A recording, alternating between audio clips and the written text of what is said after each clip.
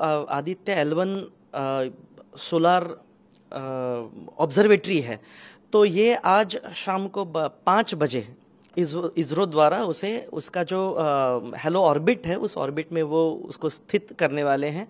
और आज के बाद फिर सतत 5 वर्ष यह सूर्य का जो डायनामिक्स है, सूर्य का जो वातावरण है, उसके बारे में जानकारी वो हमारे से बने जो बेस स्टेशन है इसरो का, उसके साथ साझा करने वाले हैं।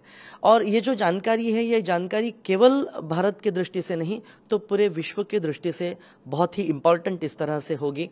भारत का ये पहला ही सोलार मिशन है और करीबन 2 सितंबर को ये लॉन्च किया गया था और आज करीबन 5 महीने के बाद उसका जो ऑर्बिट है उस ऑर्बिट में प्लेस किया जाएगा।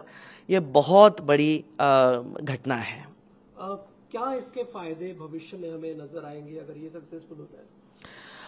जैसे मैंने कहा कि उसके ऊपर जो 7 पेलोड्स लगे हैं, उस पेलोड के माध्यम से जैसे हमने कहा कि ये आदित्य L1 उसको नाम दिया गया है। L1 ये लैग्रेंजियन पॉइंट है कि जो सूर्य और पृथ्वी इनके बीच में ये एक ऐसा स्थान है कि जहाँ जिस पॉइंट पे ये वहाँ सतत स्थित रहेगा हमेशा ही।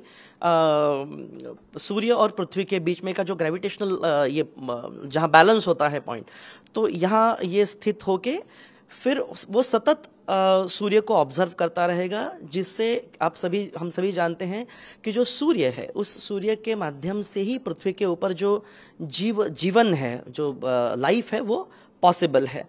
तो सूर्य अनेकों माध्यमों से हमारा जो पृथ्वी है, इस पृथ्वी के ऊपर उसका प्रभाव पड़ते रहता है।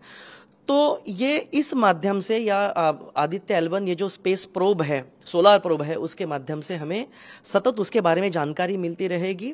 और सूर्य की वजह से पृथ्वी के ऊपर का जो एटमॉस्फेयर है उसमें जो चेंजेस होते हैं उसकी बारीक जानकारी हमें पता चलेगी, ताकि भविष्य के लिए अगर उसमें कुछ चेंजेस आते हैं तो उस चेंजेस को हम पहले ही भाप पाएंगे और उस तरह से हमारी पृथ्वी के ऊपर जो इन्फॉर्मेशन है, उस इन्फॉर्मेशन के माध्यम से हम जो भी तैयारियां हैं भविष्य के लिए, उसकी हम तैयारियां हम कर सकेंगे।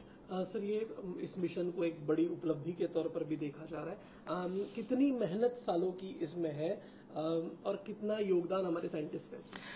देखिए, वैज्ञानिकों का, भारत के जो वैज्ञानिक है, आप सभी हमने उसको ऑब्जर्व किया है, देखा है कि चाहे वो चंद्रयान हो या फिर अभी गगनयान जो मिशन है उसकी जो तैयारियां चल रही हैं, या आदित्य L1 की हम अगर बात करते हैं, तो हमारे जो भारतीय वैज्ञानिक हैं उन्होंने ऐसे अनेकों हमें मौके दिए हैं कि जहां हम सभी भारतीयों को उनके ऊपर गर्व है।